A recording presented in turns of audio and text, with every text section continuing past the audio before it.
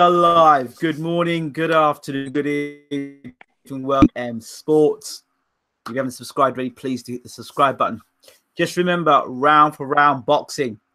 BWTM Sports is the official channel for everything round for round boxing. We should have some new announcements this week. Soon and very soon, we should have a trailer from the developers. So we're looking forward to that as well. We have with us a returning guest. We haven't had this man in the room for quite a long time. None other than Jack Sunderland. Jack, how are we doing? I'm good, Ingram. Are you? Good to see you back in the room. How have things been, my friend? Good, mate. What about you? Good, all good. Just briefly talking off air, we were talking when's the last time we spoke, and the last time we actually spoke was about 2 years ago when you were actually starting off your gym. I know, it's mad. Time's absolutely flown. Honestly, it doesn't seem that long ago since I spoke to you. Absolutely crazy. Yeah, so a lot's gone on, I think, for both of us, hasn't it? Yep, absolutely. Now, for people who don't know who you are, just as a reminder, for people who don't know who you are, new to the channel, can you just let people know who you are, Jack? Yeah, so Jack Sunderland. I used to box professionally, and I ended up starting out on my coaching career just as a personal trainer. Fell on with coaching the heavyweight Dave Allen, and then I kind of found my passion for coaching then, and I started coaching amateurs, and I've eventually now just set up my own boxing gym in Bristol, not far from my house. So that's been going about 18 months now. So yeah, we're getting there. So Bristol, people might want to know where the hell is that? Yeah, so Bristol is Batley in West Yorkshire. Like so, in between Wakefield, Bradford, Leeds. It's kind of like around there. Yeah, there's quite. For our American audience, it'll probably be like near Brookland. Yeah, not far. Probably about a 40-minute drive to Sheffield, probably to Ingles. And we do spend a bit of time at Ingles as well. Actually, we're good mates. That's good. That's good stuff. Yeah. We've been sparring there. We met Kell Brook about 2 weeks ago. How heavy was he? Am I allowed to say? He didn't look near fight weight anyway.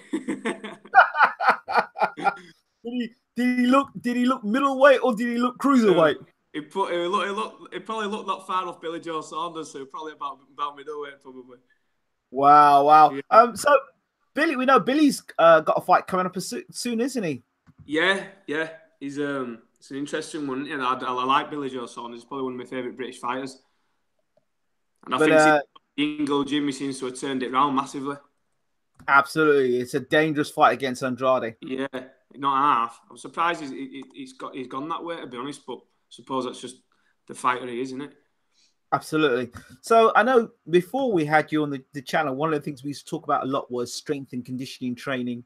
Yeah, and we talked a lot about that. I know you just touched on the fact that you did work with Dave Allen. Those people who don't know Dave Allen, the heavyweight, recent knockout win against Nick Webb. Congratulations, Nick. Dave for the result. Congratulations, Nick. Congratulations, Dave, for the result. So happy days for Dave. Yeah, massive, unbelievable for him. Yeah, absolutely. Talk to me the process. So you actually from what was the decision that you made yourself that you decided to move from being just a personal trainer? Because I remember Dave telling me that he brought you on board, and the whole thing about doing the strength and conditioning, helping you with a bit of the boxing. Yeah, and then you moved from being a personal trainer to what was it that made you make that decision? Do you think? I think it was the whole thing of training Dave. At the same time, I started coaching at an amateur gym called KBW. I'm wearing the top now, actually. And I fell in love with training kids and training amateurs. And I think I found that it was like the amateur side of the sport is what really like made me tick. And I thought I probably with Dave I probably took off a bit more than what I could chew. Do you know what I mean? It was an heavyweight pro prospect straight away. Probably a bit too much for me. So it was kind of like with amateurs and kids, I could go back to starting from scratch and teaching them from beginning and sort of like learn my trade the long way. And I think I spent nearly 2 years at KBW, and then I decided I'd saved up a bit of money, and that was when I just made the decision to set up my own gym, because I thought, with amateur boxing, you're doing a lot for free. Like it's just, you're a volunteer. So I thought, I'm paying other gyms to do my personal training. I could set up a boxing gym, do what I do now, like I do at KBW, which virtually for nothing. But in another sense, this coaching the boxers pays for the rent on the gym, and I can earn money through my personal training. So that's just the way I looked at it, and that's the way I've gone into it, and that's where I am now. Look, thankfully, it's all gone all right from a money side point of view, and it's doing good. It's doing all right. Okay, you're slightly. I don't know. It's from your end. You seem to be slightly cutting out and breaking up. I don't know. Right. Yeah, it's a bit from your yeah, when you were talking. It might be because I'm near a computer or something. I don't know. Is that any better? It's slightly breaking up, just slightly. Is it? I'm not sure. Then. Chopping. It's not chopping. Is that any good or? That seems a bit better. Bit better. There you go. You're breaking up again. It's just slightly choppy. That's all. So, okay. So now you decide to set up your gym. Yeah.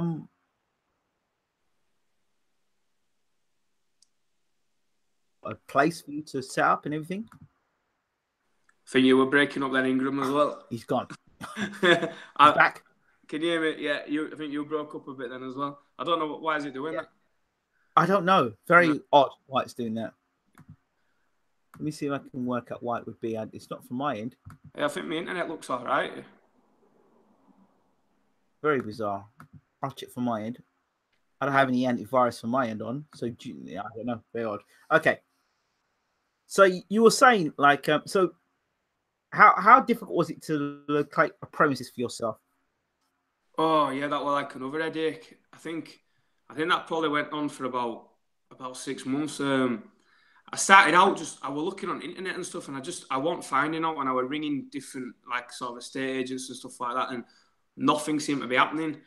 So I literally just started driving around, and I thought, even if I just find an old rundown unit somewhere, something that can give me some kind of inspiration, and just try and find something and just see what we're out there. Still breaking up.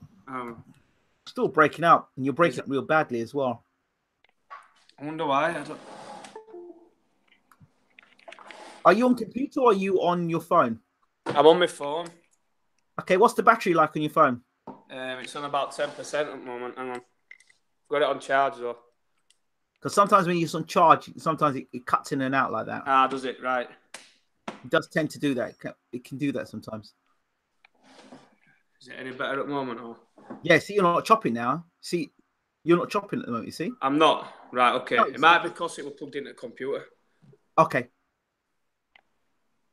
Try it. Yeah. So what did you catch then? So with the premises, I started looking around because I had no clue. I'd never done all like this before, so I didn't really know how much it was going to cost me, what the sort of going rate was for a building. So I was looking around on the internet. I was getting no luck ringing estate agents and stuff. So I just started driving around to try and find just an old unit somewhere, even if it was just an old mill or something. And I drove into a little industrial estate in Bristol, and that's where I just saw a number on the side, and it said, units to let, call this number. And I literally rang the guy while I was sat outside building, and just went from there. It just so happens he had a tenant that was leaving like the next month. So I went and viewed it. I mean, it was the right tip, but I knew that it were the right size for me. So I went with it, and it took a bit of time and a bit of money to set it up. So while that was all going on, what was your driving force? What motivated you to keep going and make things yourself? Because some people will look at it and go, I don't know if that's a good investment. I don't know if I should do this. What was it for you that said, I'm going to do this? I'm going to make that decision. I don't know. I don't know. I think I've always been a bit different. Like if I set my mind to something, I just do it. And I honestly think it might sound a bit corny, but if you really can see yourself doing something and you really think you can do it, I truly believe I can do it. So if I saw myself with this gym, I knew I could set up this gym. I had so many different ideas from helping coach at KBW and stuff, and obviously learning what I'd learned with personal training and strength and conditioning, and what I'd learned boxing myself in the pro game and going around different gyms. And I just thought I could put it all together in one place. And I just honestly 100% believed I could do it. So do it. As soon as I made that decision, I spoke to my family. That was it. I was going to do it no matter what. So that's probably about it. So when you were going through that process, was there anybody that, you know, you do hear the positives, but did you have any doubters? Did you have people saying, "Nah, you shouldn't do it. You're not ready for it"? Yeah, probably my mum. But I think when I first started personal training, I think they all thought it was a bad idea. I mean, I'm an electrician by trade, and I was working at the same company as my dad, and I was on really good money, but it just wasn't what I wanted to do. I know it sounds bad, but I probably gave up a lot of money and probably a comfortable future to give this a shot. So you're not a plumber, you're a sparky. I'm an electrician, yeah. So a lot of people probably did doubt me because they were thinking, why would you give up that to give this a go where people are struggling, with boxing gyms and stuff like that. Yeah. There were definitely a few doubters, but in end, everybody did stick by me though. No one said don't do it. There were a lot of questions. How are you gonna support yourself and viable and yeah, all of it. What if the people that you train at the moment in the other gyms don't follow you, and things like that. It did cross my mind, but you can't just stay somewhere just for the sake of staying somewhere, can you? You got to I wanted to give it a shot, and I suppose things can be worse, can't there's people in worse situations, so I would just have to give it a go. So I mean, when you're training as a coach myself, and then going on to become a head coach, and then kind of doing very well for it, when you decide to leave, because for a lot of the time when you're under somebody else, you're working more or less under their philosophy, way of doing things.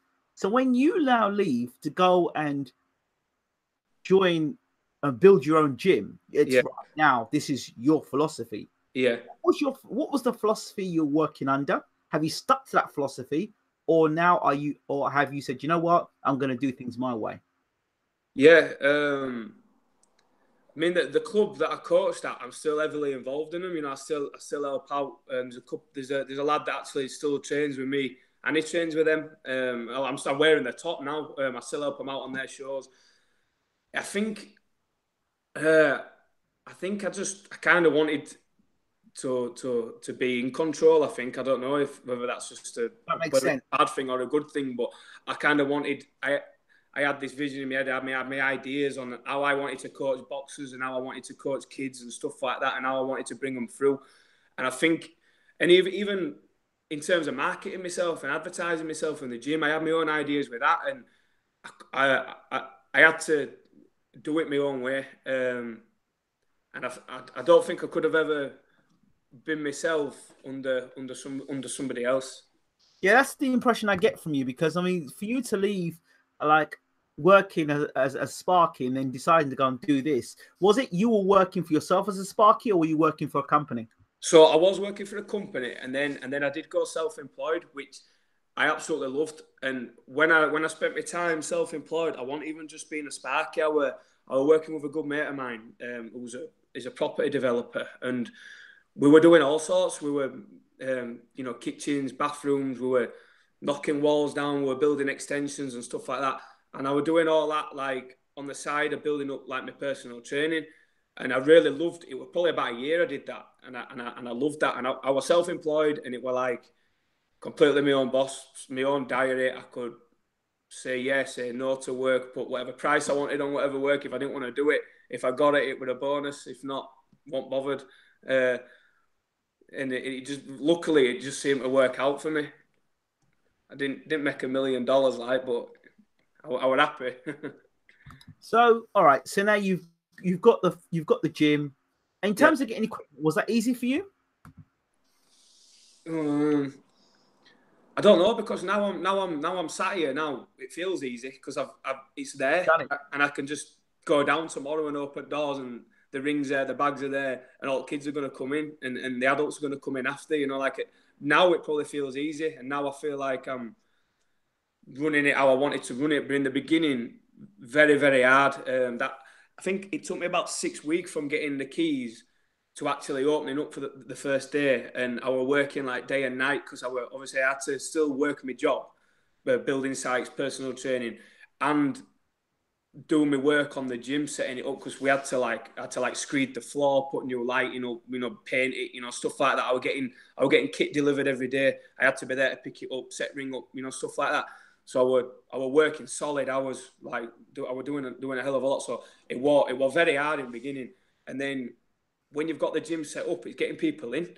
No one in Bristol, they didn't know us. Boxing wasn't a big thing in Bristol. There hadn't been a boxing gym there before. And it was getting people in the door. And then getting the old affiliation with England boxing is pretty hard as well. But we've got it, so we managed to do that. But yeah, I wouldn't say it was easy. Definitely not. So the affiliation, yeah, with England, is that a case of? And I hate to be like skeptical. Skeptical is the wrong word. You like in the sport of cricket, you also hear of old boys networks. Is it a case of somebody that can get you affiliated, or is it a case that you really have to prove that you're dog's bollocks before you get the affiliation? No, I wouldn't say it's someone who because with England boxing, it's basically all by volunteers anyway. That everybody who's an amateur boxing coach isn't earning. They're not really earning much money out of it. You do it because you love it. It's like coaching your local football team. So right. I think England boxing are happy to have as many gyms as they possibly can, and it's growing. These gyms popping up everywhere. But obviously your facilities have got to be right. You've got to have the right team around you as well. It's not just having a coach. You've got to have like a child welfare officer because you're dealing with kids. Yes. You're doing insurances. And I had to put showers and toilets in and stuff like that. And it had to be right. And then it is just going through the whole process of getting somebody to come out and check your gym, check you're all right. It's not a matter of just doing one course either. You've got to do a level 1 coaching course, then it's like another year before you can take a level 2. So I did all that while I was at KBW, and obviously they 100% fully supported me through all that. So it's not as easy as just sort of opening up a gym. There's a lot of groundwork to go into it. Like it probably went on for about 2 years really from when I first did my level 1. There's a lot that goes into it.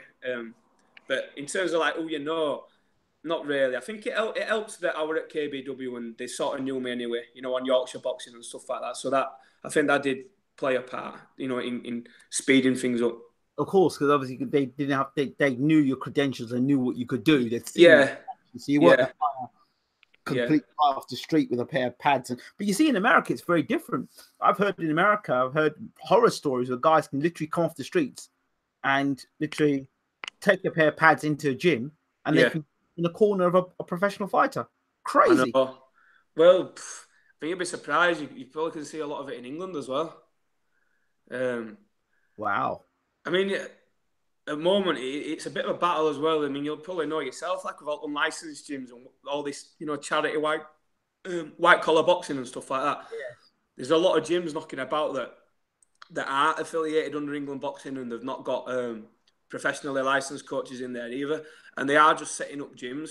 And there's some unlicensed boxing I've seen is horrible. Really, it's nothing. It's not compared to amateurs in terms of skill. Talk to me about this because this is a very important, very interesting subject as well. Because I've known guys that have been done unlicensed and they've been very good and they've got licensed not by English boxing, but somebody else they got affiliated by, and like Malta. The Malta's one of them, isn't it? Yeah. Affiliated. They said, "Well, look, we might not be affiliated with the UK, but we've got we've still got ambulances there. We still got everything, and stuff." So, talk to me a bit about it. What like for a young person or for an adult like who wants to take their son to a gym, and the gym may not be an unlicensed gym. Yeah. Us about the advantages of a gym that's licensed and unlicensed, and also talk to us about the dangers of an unlicensed gym. Or I suppose the dangers of an unlicensed gym might be the fact that A lot of the time, those people have come from unlicensed boxing, and they were probably never really taught proper boxing themselves. So, and they're not teaching proper boxing. But on the other side, I do know like ex pros that have gone into unlicensed game and they've set up unlicensed gyms. But I don't know what it is, Ingram. It's like when I watch unlicensed boxing, it just don't look the same. So I don't know what they're teaching them. I don't know whether it's just about money or what. I'm not quite sure. I can't nail it. Or whether they're just not actually very good coaches. I don't know. But the skill level's massively different compared to amateur and professional boxing. I've got, like you can see like 12-year-old kids that are better than some of, and I don't want to sound awful, but they're better than some unlicensed fighters. Really are. So give me an example of what you see in your eye, because I want to kind of be in your shoes and look at like imagine I'm watching an unlicensed fighter, yeah, versus a British boxing board of control fighter, for example. Give me an example of things that I would see that you'd see not to think that he's an unlicensed fighter. For example, one of the main things normally is usually unlicensed is because they could be starting pretty late in a boxing as well, but they've not been taught the fundamentals. So the feet will be all over. They're not keeping their hands up. A lot of the time, they're not fit. They're just not fit enough. They're not trained for long enough. Some of these amateur fighters have been in gym for a year or two before they've even been put into the ring. The unlicensed fighters, they might have done a couple of months. There might be just some hard men at a pub that are giving it a go. It looks sloppy. I mean, you get the exceptions that are good. You do get the exceptions, but I suppose it's hard to explain unless you're actually sat with me and I'm pointing stuff out to you. But yeah, of course. I think it's the basic fundamentals that are all wrong. And the other thing I remember, there was a guy I remember well. He slipped between the two codes, between the unlicensed, and he had a moody name and unlicensed boxing to get experience, and he came back and did the amateur boxing. Yeah, I mean all that sort of stuff. You hear a lot about it on the circuit as well. Yeah. So what did he say? Went back into amateur boxing then? Yeah, he was kind of either he went from amateur boxing, unlicensed, or unlicensed to amateur boxing. But either way, he had a moody name. There is some that do that, and what you've got to do is though you've got to have trust. When you because when you're an amateur club, when you get a lad ready for a fight, you go through like a medical process. So a boxer gets like a little medical book then. Yeah. What you've got to do is if you've got a fighter that's done unlicensed boxing before or any other type of combat sport, whether it's MMA or kickboxing or anything, you've got to declare their fights and their history. So I had a lad who was like a cruiserweight and he'd had 6 unlicensed fights, and I had to declare that he'd had 6. He never had an amateur fight for us anyway, but I had to declare that. And then there is a lad that boxes for us now, and he's had 2 unlicensed, and I've declared them. You've got to be honest. He's done a bit of unlicensed. He's tried amateur. Wants to give amateur a go. But you've got to be honest because you can't put them lads in with someone who's not had any fights before because it's not fair. So you do. There is plenty out there that have gone from unlicensed into amateur, or they've done it the other way around, amateur to unlicensed, and then they've gone back again. You've just got to trust that coaches are declaring the fights and declaring the history. I've heard that there's some guys being banned. They can't go one way or the other. They got banned either coming into British, like trainers. I heard something about trainers going from pro trainers or amateur trainers going into unlicensed training, and there's some rule that they're not allowed to train one way or the other. Well, it's like I won't be able to say because I'm England boxing, and I've got a professional trainer's license as well. If I got caught doing anything to do with unlicensed, I'd lose my licenses and my gym would lose affiliation without a doubt. Really? Yeah. They're strict with it, and I'm glad that they are. Mm-hmm. Yeah. End of the day, we're regulated, and that kind of in unlicensed game. So you've got to be very careful as a coach. But I don't think I've ever known an amateur coach or a professional coach get involved with unlicensed. They might. I mean, we have lads training in our gym. We have unlicensed, lads that have done unlicensed that train in our gym that use it for fitness and stuff and to come in for sparring or whatever. But I wouldn't ever have all to do with a corner or anything like that. I'd probably go and support them, go and watch them, but I could never be warming them up or taking them into the ring or out like that. Be massively frowned upon, and I wouldn't want that myself. I wouldn't want to be involved in it. Yeah, I get it. I am a big believer in it. Can you also? I was having a conversation with another amateur coach down here in Worthing. I'll show you the video later. I'll send you the video to you. Yeah. They call them the Grumpy Boys, Worthing Amateur Boxing Club. Now, Right. gentleman's actually from I think it's Norway or Sweden, one of those two places, and he's done a lot of like stuff in London, training in London.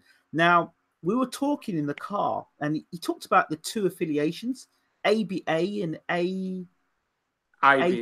IBA. Can you talk to me about one? One says that they can box with a head guard, and the other one won't box with a head guard. Is that it? Yeah. Oh God, to be 100% on it. I think ABA is more like England. So ABA is what England boxing was, but it's called England Boxing now. So Yeah. ABA with England, Amateur Boxing Association, but then it's changed to England Boxing, and I think the AIBA is more international boxing. Right. So that's like they're probably like the overall governing body, So like the Olympics, I think anyway, but I'm pretty sure that's what it is. They sort of like make the whole rules for like the world, if you know what I mean. Yeah. I'm guessing. Yeah, There was a break between the ABA and another association, and one was saying, "Well, we want head guards," and the other guy, we don't want head guards. Yeah. I think because you can take the head guard off anyway as a senior now. So you do wear head guards as a kid, but when you become a senior, you take the head guard off anyway now, which I think's fair enough because it's helping lads transition into the pro game then, because obviously you box without an head guard. Right. Well, I was talking to a trainer about it the other day, and one of his concerns was, okay, that's cool for the transitioning period, but what about all the fighter gets and all the nicks they get and all that stuff they have to deal with before they turn pro? And they have scar tissue now that when they turn pro, that opens up as a pro. What do you think? It's a good point, and I suppose it's part of risk of boxing, I suppose. But I do also think, I mean, I'm a big believer in the kids need to wear a guard, and everybody should wear their guards when they're sparring. Some adults choose to not in our gym. Sometimes they just don't put them on. I'd rather they did, but they're adults who can make their own decisions. But kids, they're growing, brains are developing. They should always wear their guards. And I think the old transition and getting the cuts, when you're wearing a guard, I do also think your head's bigger. So you're probably taking more shots. You've probably got more chances of, you might have more chance of brain damage over years anyway because you've made your head bigger by wearing a guard. Right. Cuts, I know it's a difficult one, but you're fighting, and I suppose it's going to happen, innit? I understand people's point. Yeah. But you could still get cuts when you're wearing a guard. You can still cut your eyes. Of course. Yeah. So it's one of the things. Okay, so now, if you were to talk about your philosophy of boxing, what's your philosophy of boxing? Are you do you like boxer punches? Are you a guy that likes to are you a slickster trainer? Are you a more conventional hands up, go forward, tuck up until you get to ropes and throw left hook to the body? What sort of trainer are you? I've always said since I first opened the gym, and I still stand by it now, I want my boxing team, I want every single boxer to be different so nobody can guess what's coming at them. So what I think is you teach them the footwork, you teach them all the hand defenses, the head movements, you teach them all that, you teach them all the fundamentals, you teach them the basics, and then over time the boxers will find their own style, and then I think you've just got to sort of mold their style and brush up on their style. Like we had two lads sparring today at an open air fundraiser event, and I sent the two videos to one of my mates, and he says they both box completely differently. One's a southpaw counterpunch, the other one's an orthodox come forward all action like a little Ricky Hatton, and I want that. I've taught them the same way. I've taught them the same moves, the same punches, the same. They've basically been in the gym and done the exact same things, but they're different. And that's my philosophy. I think every fighter should be different because if you have a gym full of the same fighters, it'll soon get boring. As a team, you want to be different. You want every lad to be different. So yeah, my philosophy, I do like a counter puncher, but I do also like an all action scrapper as well. So a guy who can box a bit and a guy. Yeah. And I had a conversation with a coach that's using our gym at the moment, a pro coach, and he had his own gym in America. Right. And I'm always picking his brains, like he's been around a lot. And he says that, you've got to teach a fighter 3 different ways now. And it's like, you've got to teach them to fight on the front foot, you've got to teach them to fight on the back foot, and you've got to be able to teach them to stand and have a tear up if they need to. They've got to be able to they've got to be able to fight different ways these days, because boxing's evolved and fighters have got better, coaches have got better, and the lads have got to be able to adapt. Talk to me about your thoughts on British boxing. The same sort of coaches being seen over and over and over again because they're with one promoter or another promoter, and so therefore other good trainers are not getting the opportunity, and the more established trainers are being exposed at highest level, and they don't seem to be able to make the adjustments. Why is that the case, and how will more prominent young coaches get a chance to be seen if the promoters keep picking the same trainers all the time to get the fighters, do you think? Yeah, I get what you're saying. I suppose I've never looked at it like that, but you've got a point, really, haven't you? Because I do know a few pro coaches, and I just don't get why they're not having the breaks, even though they've got some very good fighters. I use one as an example. I think like Steffi Bull in Doncaster. I think he's great, what he's done and what he's building there. Yeah. And I think one day he's gonna get his rewards, because he really grafts. I know I used to box for Mick Marsden. He's got some good boxers. He's like Darren Tetley. He's got Dave Allen. Got a few other fighters, but they're not. I don't know. I suppose they're not there up on TV, are they, in bright lights all the time, like your sort of Joe Gallagher's and Shane McGuigan and people like that. I suppose they're more like. I do suppose you do notice it's names that are always up there, aren't they? Always up there. So and you like, for example, now if it's like there's almost like, how do I describe this? Where I hate using the word levels, but there are levels to the game. All right? Yeah. And if you're in business and you're not at a certain level, look, if that you're sparky, there are some jobs you can get. There are jobs. Okay, there are certain jobs. If I was an okay sparky, there are certain jobs I can do okay, but there are certain jobs I can't do. Every time I come to do certain jobs, I don't do a very good job at it. Yeah. Right. If you're my boss, and every time I have to do that big job, I seem to fail every time, what do you say to me? Don't know. If I'm your boss, I suppose you've got to try and teach them, haven't you? But if I'm unable for whatever reason to make that level, I suppose you do get a guy in that can do it, don't you? Yeah, exactly. So then he has to bring his hook, right? Yeah. I get what you're saying. It seems in boxing that the guy sometimes can't do the job at the top level. They cannot. Yeah. Their styles, and that's not just in Britain. Yeah. Some world-class trainers, trainers that only train one way. And when their fighters meet fighters that can either move a bit, or guys who've got a good jab, or fundamentally set, the fighters look basic, and they're always on the end of a hiding. Yeah. But yet these trainers are called upon all the time as experts. These trainers are called upon as the best trainers about. Yeah. Yet there are trainers that are very good, who fundamentally doing a great job, and they seem to get demonized. Why is that? I don't know. It's a good question, isn't it? I'd like to know that myself. Could it be that if your face fits, or like we talked about before, is it about who you are?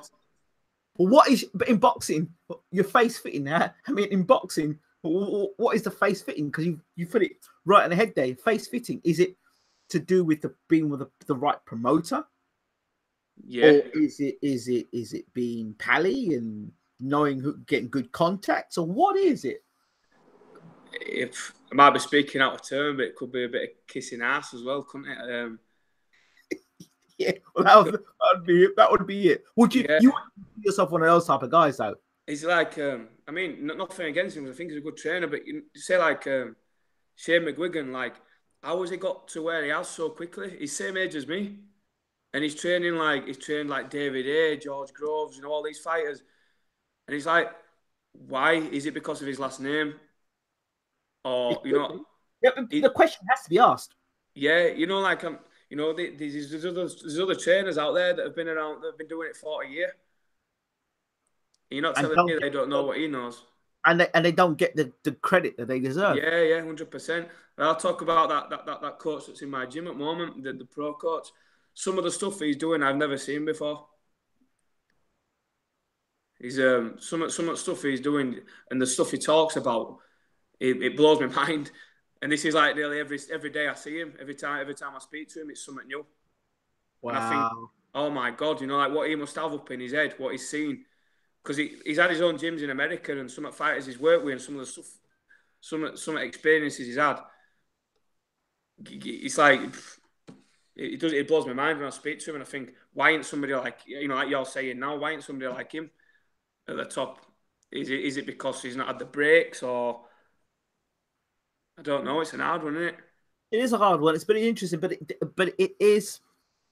it doesn't progress our sport though, because our sport sticks at a certain way. Yeah, like, it is, isn't it? I know. Like head muffs, move forward. Yeah. Double left hook to the body. That that's not boxing. No, I know. And then you come up against like your Americans, or like now getting these Ukrainians coming through and stuff, and they're a different level, aren't they? And it's painful. But then you watch like Lomachenko and Usyk, and they're just like they're like out of this world. Some of the stuff that they're doing with their feet, and I never got taught that kind of footwork when I boxed. If you had it, you loved it, wouldn't you? Yeah. It would have helped. Not half. Yeah. So how do you think British? I mean, like, I don't want to sound like I'm down in British boxing, but no, I'm same, yeah.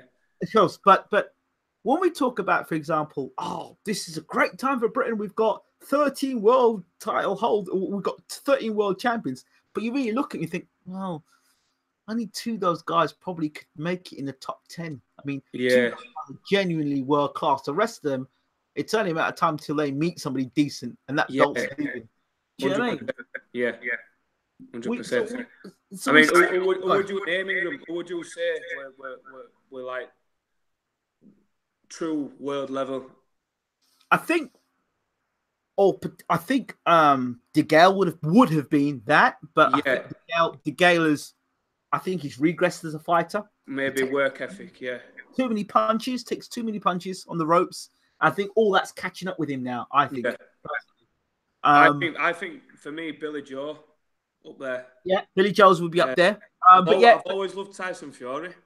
But here's Billy Joe, and I love Billy. Billy. But what's Billy's biggest win to consider him world class?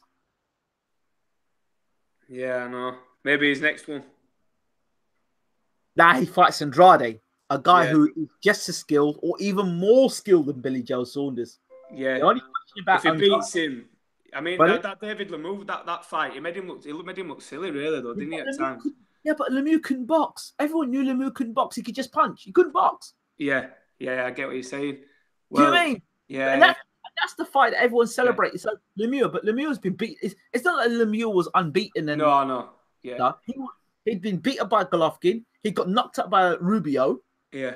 I mean, so it's a good performance. It is. But, I mean, it's like, okay, but is that... This is what I'm saying. I mean, Billy Joel is he's got fantastic skills. Maybe I'm falling for the hype. But it's not even the hype. He's got the skills, and he's obviously looked good. Yeah, but it's that next level, isn't it? It's that next level, that superstar level. Do you know what I mean? It's like what you're talking about the trainers before. It's like same with fighters. Can they do it at that top level? Isn't it? It's that top level. It's like, okay, can he beat a GGG? Can he beat a Canelo? I know. Charlo. Can he beat those guys? Yeah. Can he beat Andrade? If he beats Andrade, we go, okay. Yeah, he's nearly there. Yeah. And even if he just beats him, he's still not actually there, is he? Yeah, because then people say, well, okay, who did Andrade beat? And next? Next level to Canelo or Golovkin, those 2 guys. Yeah, they're obviously the 2. Do you know what I mean? But if he beats one of those 2 guys, or even if he beats Charlo, because everyone's fearing Charlo as well. If he beats one of them 3 guys, or Danny Jacobs. I like Daniel. I like him. So if he beats one of those 4 guys, then you can say, yes, we've got a real world star there. But I think Billy Jones has got the potential to be. He has, yeah. He's got the skill. Yeah, he's got the skills, no doubt. But and I think he's with the right team now as well. Of course, but it's with skill set, it's always you can only see how good a person's skill set is against another person who's got a similar skill set to yourself. Yeah, and then they've got to adapt and there you go. A dig deep, and they've got to, isn't it? Yeah. Right. So it's just that Billy's got the skill set, but is that skill set enough to make him into a world star? Like Joe Kawasaki, we didn't know Joe Kawasaki had all these skills, but it was the fights we had against Kessler and Jeff Lacey. Yeah. Those were the fights we think, yes. Yeah. Those fights made Joe Kawasaki the guy that we know he is. You know what I mean? Yeah, 100%. Yeah. Nigel Benn, Eubank, they went through certain fights and had certain fights that made them household names, you know? Yeah. Yeah, 100%. Yeah, agree with that. Beat Klitschko, but after Klitschko, he hasn't done anything since then. Yeah, he's not cemented it. Has he? Yeah, he hasn't cemented that, you know what I mean? So now, if he beats Wilder and he beats Anthony Joshua, right, then we've got cemented legend. There you go. Yeah, yeah. Do you know what I mean? It's just that. It's just that you want to see them do it. You want to see them do it. You know. But back to Saunders, Fury, the Gale. You got to put Groves up there. I think. I've always liked Groves. I always liked him. I think he's become a better fighter. Yeah, I think fair play to him to come back from the losses to Frotz as well and come back and do what he's done. Yeah. A lot of respect for him. What do you make of Anthony Joshua? Well, he's unified champion. He beat Klitschko.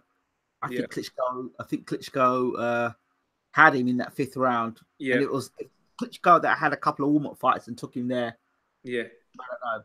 Then he fought Parker. He fought Takam. I wasn't impressed with the Takam fight. No. And I can't say I was totally impressed with the Parker fight. This Povetkin fight is going to tell us a lot. Yeah. I still think he'll beat Povetkin, though.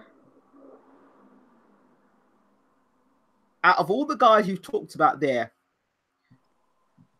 I was looking for Povetkin the other day. Yeah. Why do you think he might win?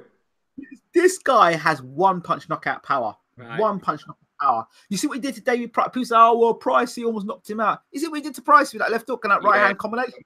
Yeah, it's scary. It's scary. I was watching Povetkin where he would slip and roll and get inside, and he doesn't mind having a tear-up. He doesn't mind having a tear-up, Povetkin. Yeah, I get what you're saying. Because, to be fair, Joshua just seems to throw in straight lines, and he struggled to hit Parker at times, didn't he? He struggled to hit Takam at times. Yeah.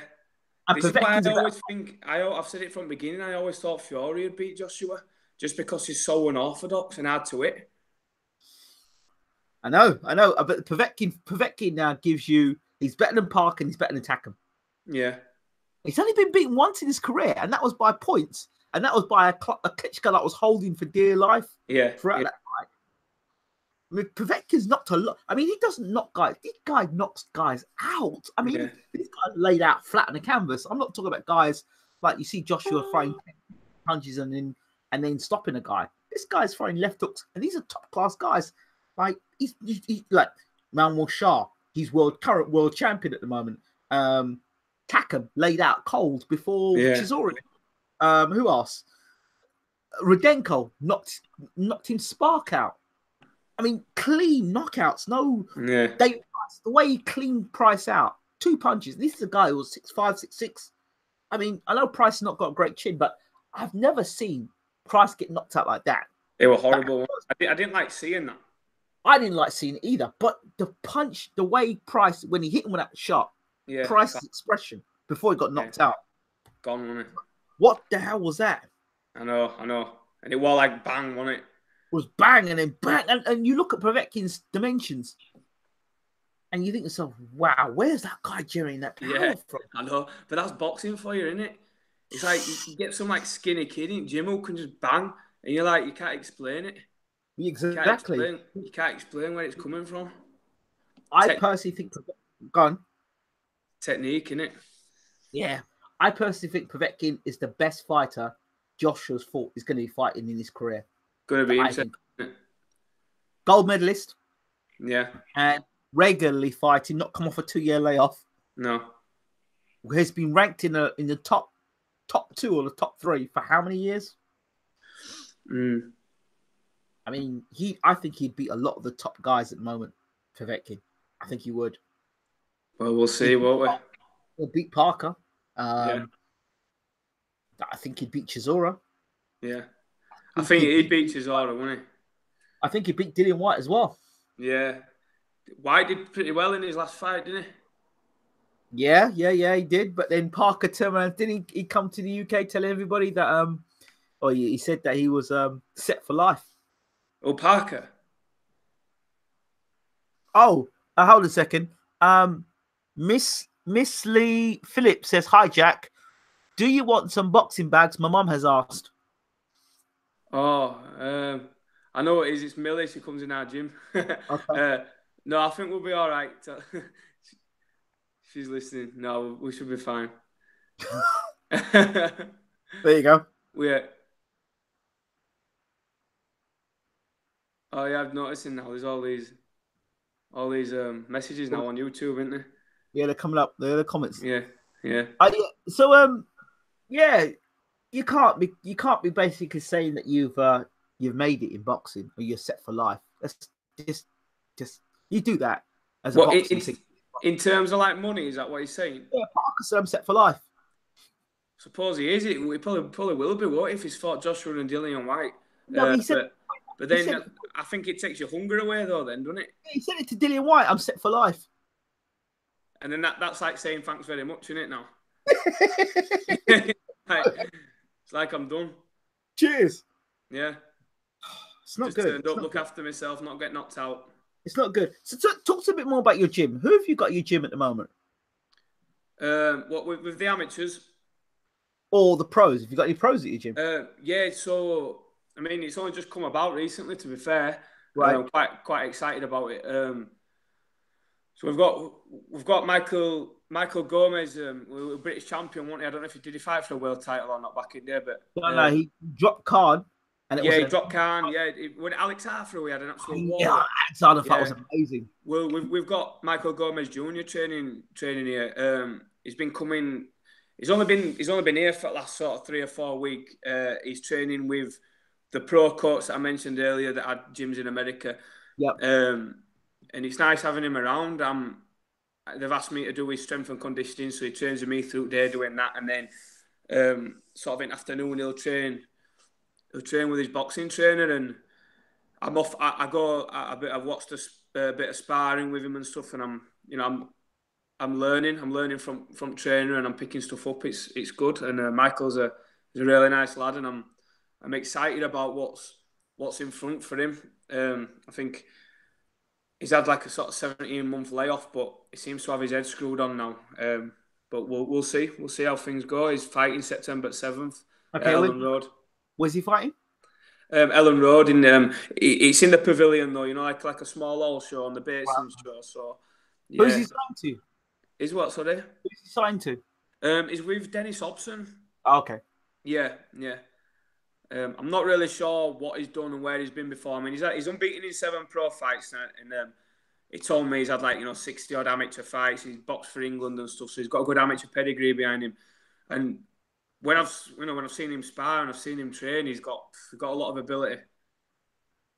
So what's the situation? He's going to stay in the gym with you guys now, or? I hope so. We'll see. I'm happy to carry on training him. The way things are going is. Because he's only done a couple of weeks with me, but I'm already noticing changes in him. I know any coach is going to say that, but I think he'll probably tell you himself.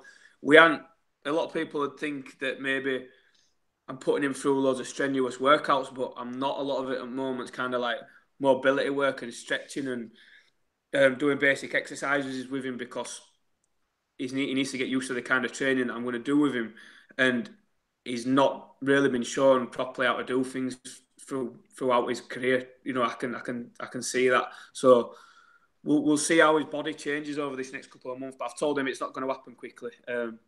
So we'll see if he sticks to it. he's got to believe in the process. Let's talk finally about strength and conditioning. What are the myths about strength and conditioning? I suppose, do you mean as in like the thoughts from people, like different? I think myth. I've known trainers like that, especially boxing trainers, that completely don't believe in it. But at the end of the day, a lot of the training they're doing with them is conditioning, which is fine. You know, like you get conditioning from sparring, doing pads, and being on the bags, being in a boxing gym. That is your conditioning. My thoughts on it myself is you need the strength, and by that I don't mean just lifting big heavy weights. I mean your body needs to be balanced and it needs to be strong all over. And I don't think a lot of trainers quite understand how the body works and how things need to be done.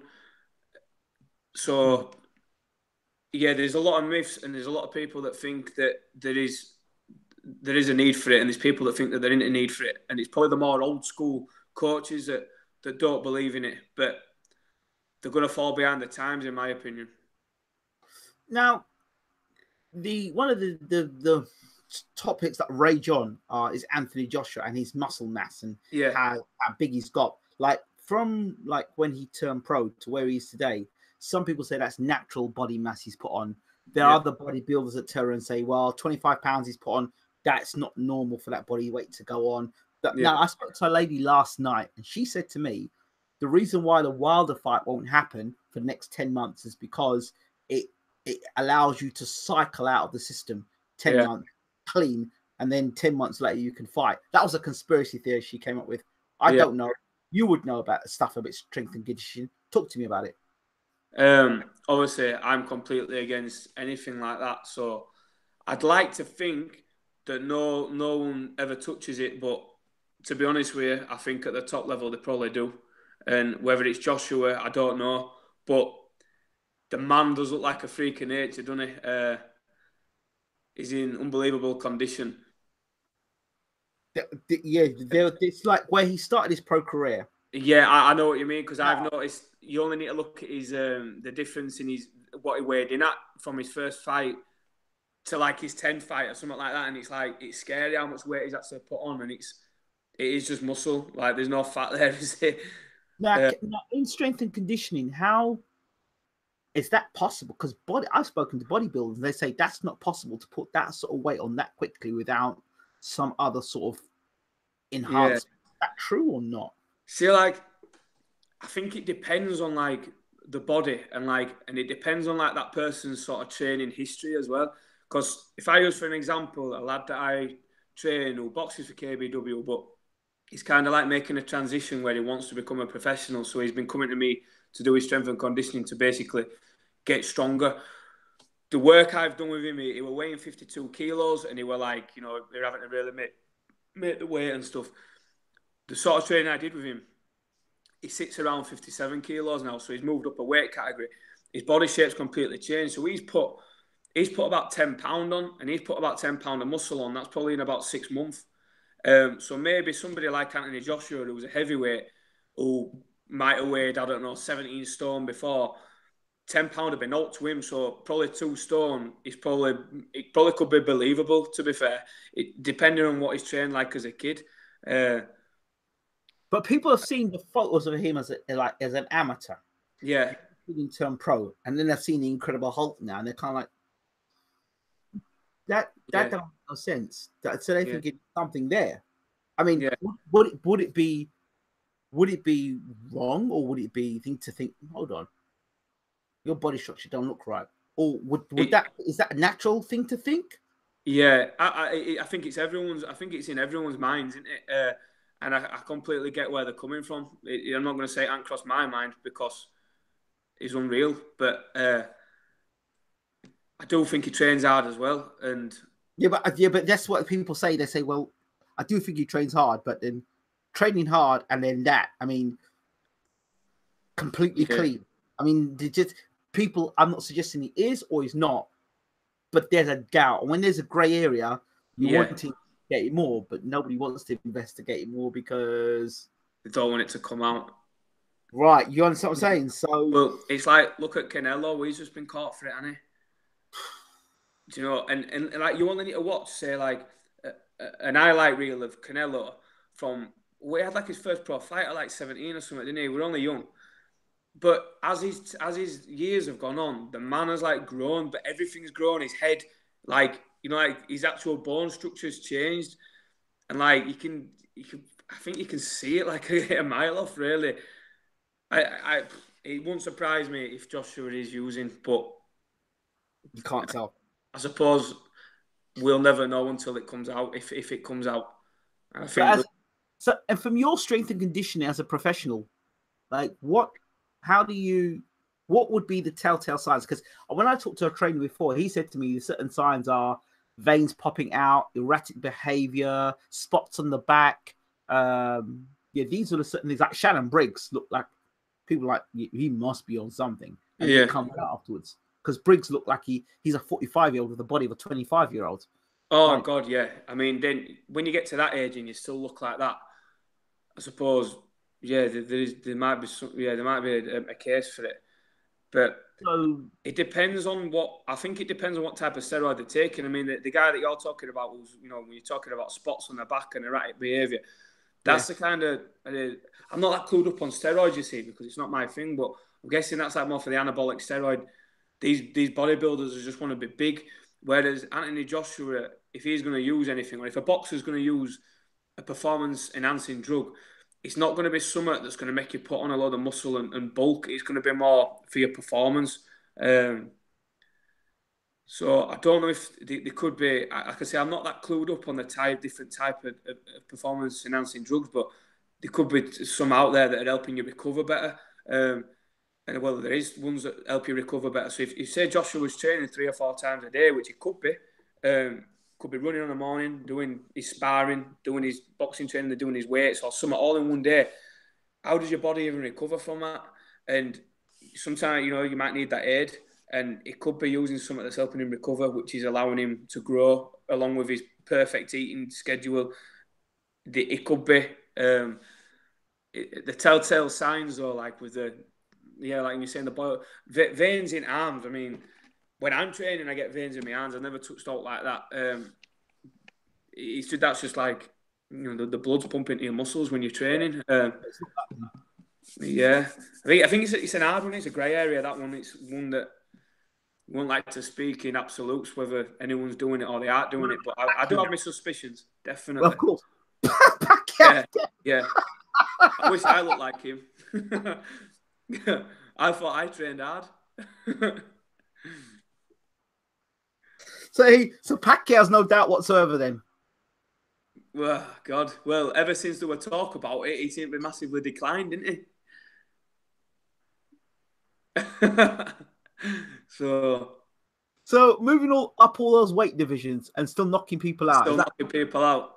You see, you've got fighters like that rely on that sort of speed and power, which I suppose Joshua's one, because he hadn't. Let's face it, has he got a lot else? Like you look at Tyson Fury. For me, he's skill. You look at, I'm not, these aren't in the same category, but you look at somebody like Floyd Mayweather. Yeah, it's skill in it. Yeah, it's skill and it's years and years of boxing. I'm not saying that Pacquiao hasn't got skill, but a large part of how he won his fights was power. His power, his endurance, his speed, and I think a lot of probably the way Joshua boxes, it's down to his power and his speed. Drugs can help you there. Drugs can't make you a better boxer, though. Drugs can't give you more skill. That's true. Yeah. So the conversation, the rage it will continue to rage on. Final thing, for people to want to find out more about your gym, where it is, and are you looking for more fighters? I'm quite happy with how things are, but I've always said, when I first set up, I'd eventually want a pro setup in there where my amateurs have got a pro stable to go into, kind of a bit like the Ingles where they don't have to look elsewhere. And hopefully, like with Gomez here at the moment, and we've got Subby from KBW, he's training with Ingles at the moment. He drifts in and out. I'd like to get the pro side going. In terms of the amateur side, I'm more interested in just building my own. So like I want to take kids from scratch. I don't want anybody else's boxes. I want to teach them from absolute beginning. So if there's anyone out there that wants the kids to get into it, and yeah, bring them down. If there's any professionals out there looking for a gym, looking for trainers, and might want to give us a go, more than welcome. Okay. Yeah. So how do they get to your gym then? Tell us how I mean, I've got a website, so it's trainingcave.co.uk. Everything's on there. There's Training Cave. Training Cave, yeah. You could just Google it and it'll come up. Training Cave Boxing. My contacts on there. Facebook, Instagram, anything really. We always do like question and answer stuff on Instagram and that on training, so people get involved on that. Fantastic. We need to come to your gym and do a feature on it. Oh yeah, sure. Honestly, I'd love you to come down. It'd be mint. It'd be good to meet you because even though I've sports you, I've never actually met you. That'd be absolutely amazing. We have to make that happen. Be more than welcome. Jack, thank you so much. Do you have a final message to everybody before we finish? Do you have a final message? No, just thank you, Ingram, for having me on again, and hopefully we can make it more of a regular thing. We've got to make it more regular, definitely. Yeah. And please, we'll get on to it about getting you down to the gym because we've got some good little kids, and it'd be good for you to come and see them. I really look forward to that. Maybe we can get it around the time. Maybe you've got an event. Do you have any amateur tournaments? In fact, we have. I've got my first show December 1st. Oh wow! I'd like to get a build. Maybe I can get a build up towards that show. That'd be fantastic. Yeah, that'd be brilliant because obviously it'd help with promotion for the show and what have you. So that'd be mint. Anything else? That would be fantastic. So let's talk. All right. Yeah. Jack, thank you so much once again, everybody. Jack Sunderland, everybody from the Training Cave Gym in where's the place again, Jack? In Bursell, West Yorkshire. In Bursell, West Yorkshire. Yeah. And the website once again is Jack? It's trainingcave.co.uk, or if you just Google Training Cave Boxing Gym, it'll come up. There you have it. So it's Jack Sunderland from the Training Cave. Thank you so much, Jack, once again. Yep. That's it from BWTM Sports. Thank you all for watching. Jack, once again, thank you again. Thank you, Ingram. Thank you so much, Jack. Thanks, mate.